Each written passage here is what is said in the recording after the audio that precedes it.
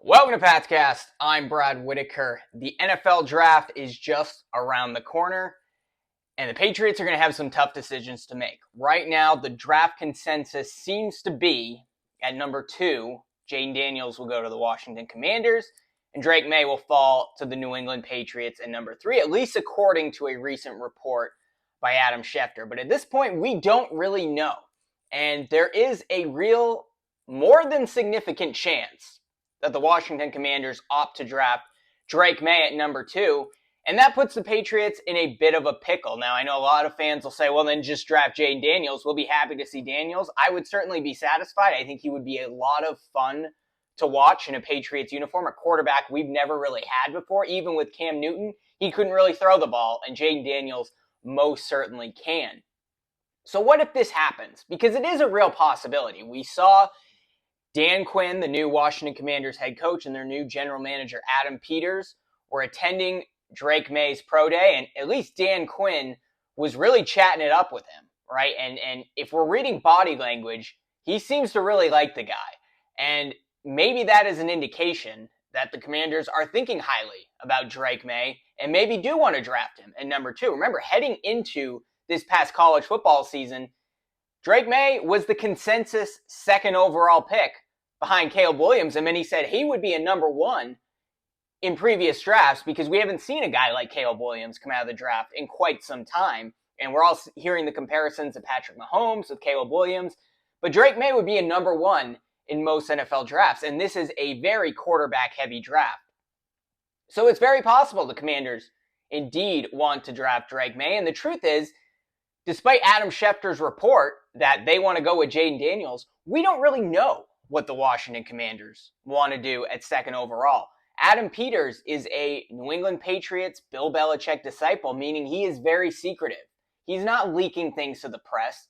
He's keeping all of these conversations in-house, which is different because the Commanders operated very differently. Pretty much everything was leaked before this offseason.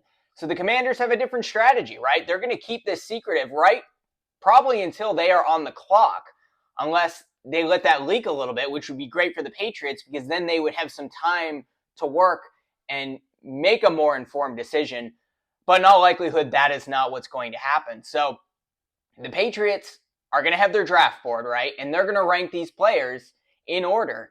And it really depends on that order, which is what's going to determine who they select at third overall. And there is a real possibility that order goes Caleb Williams, who's going to be taken by the Bears, Drake Maye, who might get taken by the Commanders, and then ahead of Jayden Daniels, Michigan's JJ McCarthy. And I know maybe a lot of this is smoke. We've heard a lot of reports saying the Patriots, particularly de facto GM Elliott Wolf, is highly interested in bringing in JJ McCarthy and is trying to convince ownership, trying to convince the coaching staff that he's the guy to move forward with.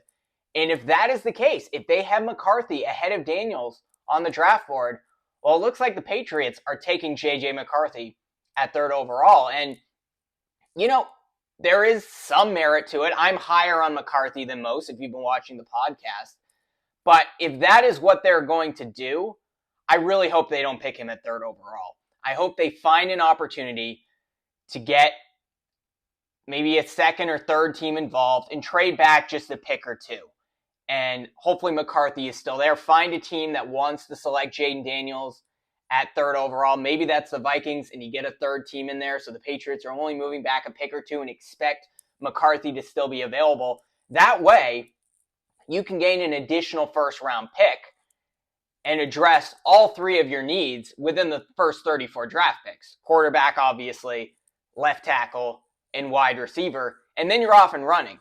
You know, as much as I like Jayden Daniels, I think a better scenario would be you take JJ McCarthy at like 4th or 5th or 6th, assuming he's there. You get a tackle that's going to start on the left side week 1, somewhere to the mid to late first round. And then you address that outside boundary threat X wide receiver at 34th overall early in the second round. That could be a Xavier Legette if he's available. Maybe A.D. Mitchell falls. Watch the podcast I had a couple days ago. I go over some of those options. Because basically right now, if the Patriots do select a quarterback at third overall, they're going to have to address either tackle or wide receiver, assuming they don't make any trades somewhere in the third round. Now, there's going to be a lot of good receivers available in the third round that could potentially start right away, but you're also a bit limited when it comes to those boundary threat, big-bodied wide receivers. There may be one or two available. And if you prioritize the receiver position early in the second round, well, I don't think you're going to be able to find a starting left tackle early in the third round. You know, you could get the guy from Yale whose name I still don't know how to pronounce, but he still seems to be like a bit of a developmental guy. Even if you select him in the third or fourth round, you're probably starting Okorafor on the far left side in week one. So, look, if the Patriots are high on JJ McCarthy, as we've seen a lot of reports coming out saying they are, if they waste the third overall pick on him when another team could have traded up and taken Jayden Daniels or taken Drake Maye, well, then you're missing an opportunity to trade back a couple more picks and add some additional draft capital later in the first round and address all three of those positions and get three starters right away. If McCarthy is the guy, I really hope the Patriots find a way to do that because, look, there's a lot of question marks around JJ McCarthy, right? And if you're not getting a starting left tackle in the first three rounds, well, then you're basically throwing McCarthy out there to the wolves in a situation he was never in Michigan behind one of the best, if not the best, offensive line in all of college football. And we all know the red flags. Handed the ball off a lot in college, didn't throw the ball a lot. A lot of that had to do with the Michigan Wolverines blowing teams out by the third quarter. But McCarthy, even though he's great on third and long, fourth and long, convert at a much higher rate than all these quarterbacks, he just does not have the reps, the experience some of these other college quarterbacks have, particularly Drake Maye when it comes to facing adversity, because he was not in a good offensive scheme his final year at North Carolina. He did not have a good offensive line in front of him, particularly in his final year. Even the year before when he played much better, the offensive line was not what Jayden Daniels had at LSU this year, not even as good as what Caleb Williams had at USC, which, you know, not great either, but still a lot better than what Drake Maye had to deal with at North Carolina. Now, I'm interested to know what the Patriots' thinking is there because Jayden Daniels really has an opportunity, first of all, from an ownership and a fan standpoint of just being an electric quarterback. Mobile, the fastest quarterback we've ever seen in New England, actually has a couple inches of height on Lamar Jackson, can throw the ball deep and accurately, probably more accurately than Drake Maye can. Not as good of an arm as Drake Maye, but very good arm. Certainly going to be better than Mac Jones ever was. And, you know, he's going to be in the highlight reels. And I think as a fan, as Robert Kraft wants to sell jerseys, there's not a lot of player jerseys they're selling in Foxborough these days. Jayden Daniels is going to help that a lot. The only issue there is, can he stay healthy? Yeah, he stayed healthy at LSU. He played 5 years in college, many of those years at Arizona State. But we've seen his thin frame. Yeah, I know he came in at 210, but he didn't run the 40 probably because he put on weight and knew he wouldn't run a great 40 time, at least relative to Jayden Daniels, when you would expect him to run a 4.4 or better. You know, I worry because he never really protected himself in college. I don't think I ever seen him slide once.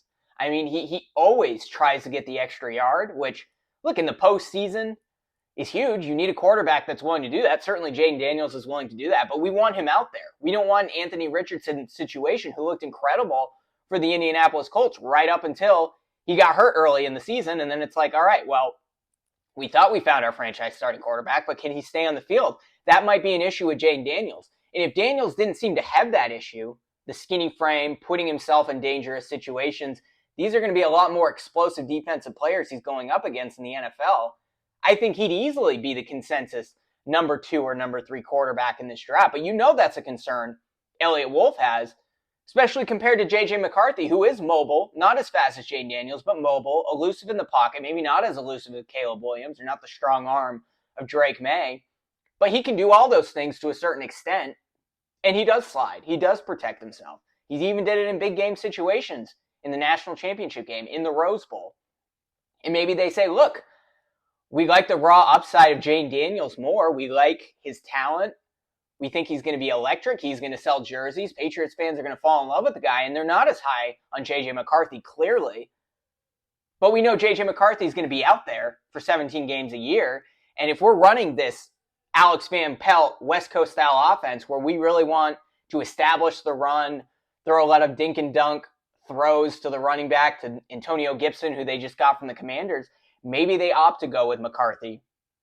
But I hope if that's the case, that they at least explore and try to trade back a pick or two, whether the Cardinals are willing to move up, whether the Giants are willing to move up, whether you get the Chargers in there and a third team and that team moves up and you move around picks that way, or the Giants and they want Jayden Daniels, then you can get McCarthy in the middle of the top 10 perhaps and still get the weapons that he needs. Because here's the thing, Drake Maye and a tackle and not a starting X receiver, or Drake Maye, a starting left tackle and not having an X receiver, however you want to slice it, I think that is inferior to JJ McCarthy and getting a solid starting left tackle and a solid big-bodied X boundary wide receiver.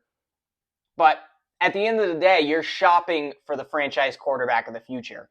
And if you have the guy that you like at third overall, whether it's Drake Maye or Jayden Daniels, I think you got to take him. But if it's JJ McCarthy, you have to roll the dice a little bit and be willing to move back a couple spots if another team is willing, and see if you can give him the support that he needs, because he's not used to the college reps. He's not used to having a banged-up offensive line, and the Patriots are rebuilding. So it is a tough situation, and a lot of that is going to depend on the Washington Commanders and what they do at second overall. But if the Patriots are eyeing Drake Maye and he gets taken by the Commanders, well, then all options are on the table. Now, another thing I want to float out there, and I kind of given up on this the last month, but at least consider Marvin Harrison Jr., okay?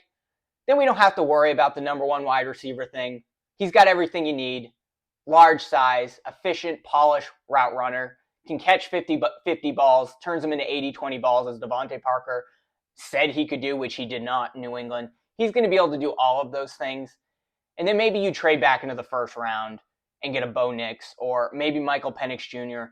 falls to 34th overall. I know the Patriots haven't shown a ton of interest in Penix. They sent one guy to his pro day. But look, Penix has had both knees reconstructed. His vertical, his 40 was far more impressive than people thought.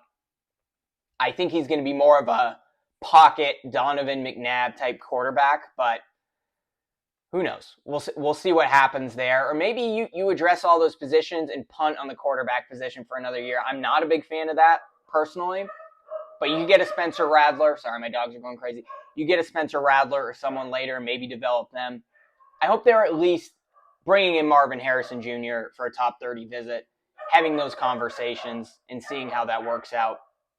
But we'll see. It's going to be interesting. Let me know what you think the Patriots should do in the comments below, particularly if the Washington Commanders do select Drake Maye at second overall. I'm curious to hear from you. Do you like JJ McCarthy? Do you think there is an opportunity to trade back a couple of picks, still get McCarthy, and then get another first rounder somewhere late in the first round, address receiver and tackle? And if so, who do you want the Patriots to draft? Or are you high on Jayden Daniels despite, his wiry frame and potential inability to stay healthy? Curious to hear from you. Be sure to like this video, subscribe to this channel if you're watching on YouTube, or subscribe if you're listening on Apple Podcasts. Going on vacation next week, so there'll be a bit of limited content. However, if there's any Patriots breaking news, we'll certainly be there to cover it along the way, and we'll be having lots of draft coverage as it gets closer and during the draft as well. See you then.